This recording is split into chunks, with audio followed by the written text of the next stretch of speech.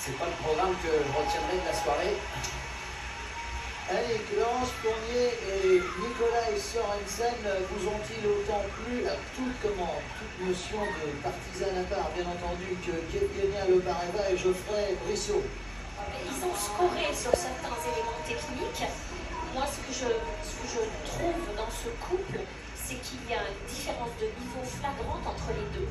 Elle, je la trouve extraordinaire, je la trouve très forte, très à l'aise dans les pas, très souple, très en appui, et lui, je le trouve souvent sur deux pieds et un peu plus raide.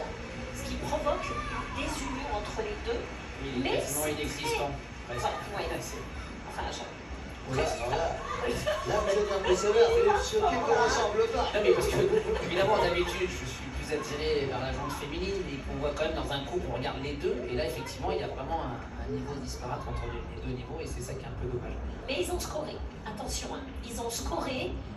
Bon, la série de Twizzle d'entrée, on voit que lui est très très raide, donc je ne suis pas sûre que lui mette les niveaux. Je ne suis pas sûre qu'ils mettent les niveaux dans les séries de pas, notamment les séries de pas en parallèle, même avec ce petit clin d'œil.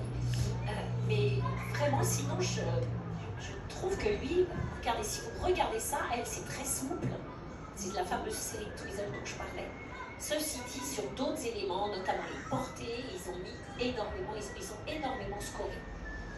Et au niveau, même si on apprécie moins la fluidité qu'il peut y avoir, c'est un bon porteur, il est très stable et donc il score notamment dans cette pirouette aussi, qui rapporte beaucoup de points et qui est vraiment bien exécuté. Je pense qu'ils vont tout de même prendre la tête. C'est un bon porteur. Il fait moi qui porte souvent vos valises. Je m'adapte à cette situation. J'ai l'impression que c'était plutôt l'inverse. C'est sûr, vous êtes intéressant. Parce que moi, Vous êtes mon porteur de valise pour préféré. parler à vous, j'ai qu'une valise à chaque fois qu'on se déplace. Vous en avez 3 ou 4.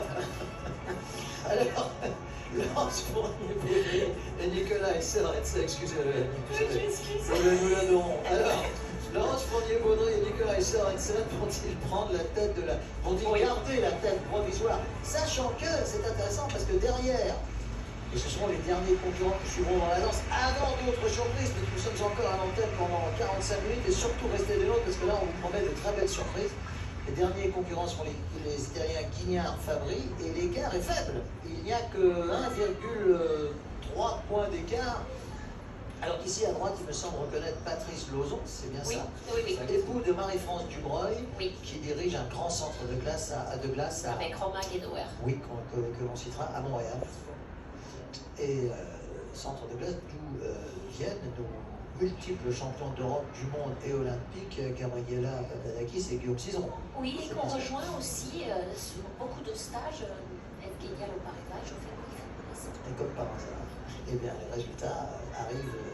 On peut dire que le centre de Detroit, ça va faire plaisir à Philippe, Detroit, et de Montréal se concurrencent en matière de danse sur glace.